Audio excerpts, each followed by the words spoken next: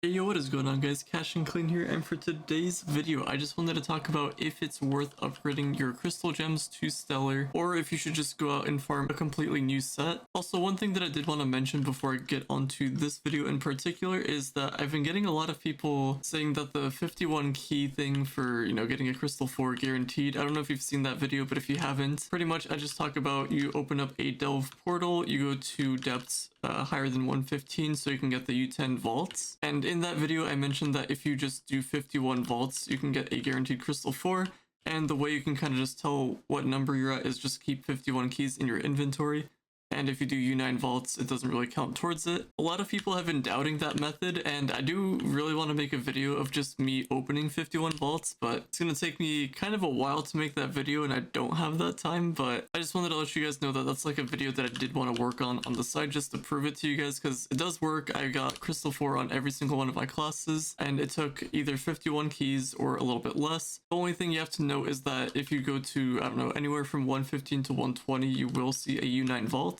And the other thing that I did want to mention, so like let's just say you beat a boss, and then once you beat the boss you have to go to the key to open the portal and just kind of go on with that depth. So once you beat the boss, if you hit escape it's going to tell you what the Uber you're in for the next one and not your current depth. Does that make sense? So if you beat the boss it's just going to tell you what the next floor is going to have, not your current one.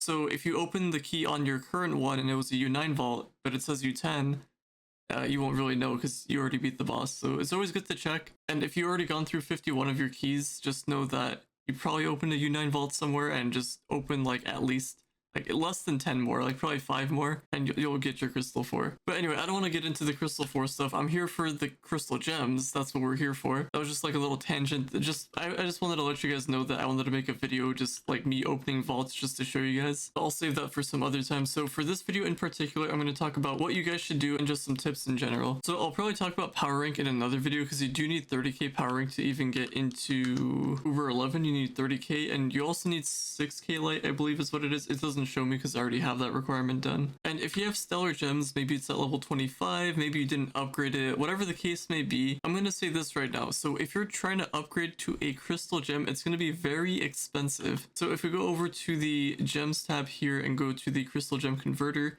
I don't know if you have extra qubits or credits, but if you do, I would say you can get a couple of these for your main class and use it on the class gem. Or maybe some kind of important gem. Like maybe there's a gem that you fully augmented, it's perfect, you can use one of those if you have an extra. You can also go to the bench here, the adventurous crafting bench, go to gems, and you can craft yourself a crystal gem converter. But the only issue with this is that it's pretty difficult to get these two resources. So now you're left with the choice of what do I do? So what I would do in this situation is, if you do have the extra qubits, I would for sure use some, not all of them. Just some on your main class only.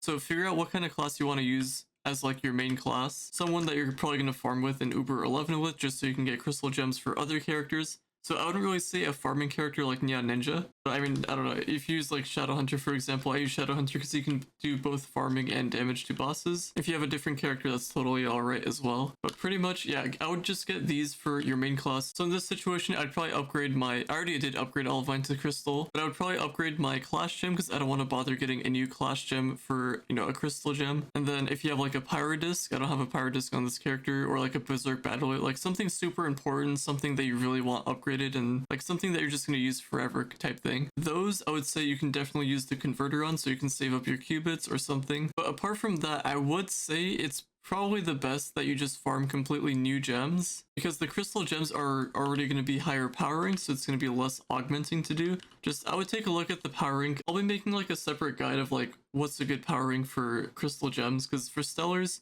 if you had a level 15 gem, like this is for the smaller ones, so if you had a 1260 or higher, that's already pretty good. But if you already get a 1260, you're probably going to get a 1260 plus on a crystal gem at level 15. And since that's the case, I would just go with that. You're going to end up doing less augmenting, so anything higher than 1300 powering probably. But either way, you guys get the point. So I think farming a completely new set isn't the end of the world, because like in my current situation, I did have all of the classes, or I nearly had all of the max, but with this crystal gem stuff, I don't have enough qubits to even convert all of the gems for my classes.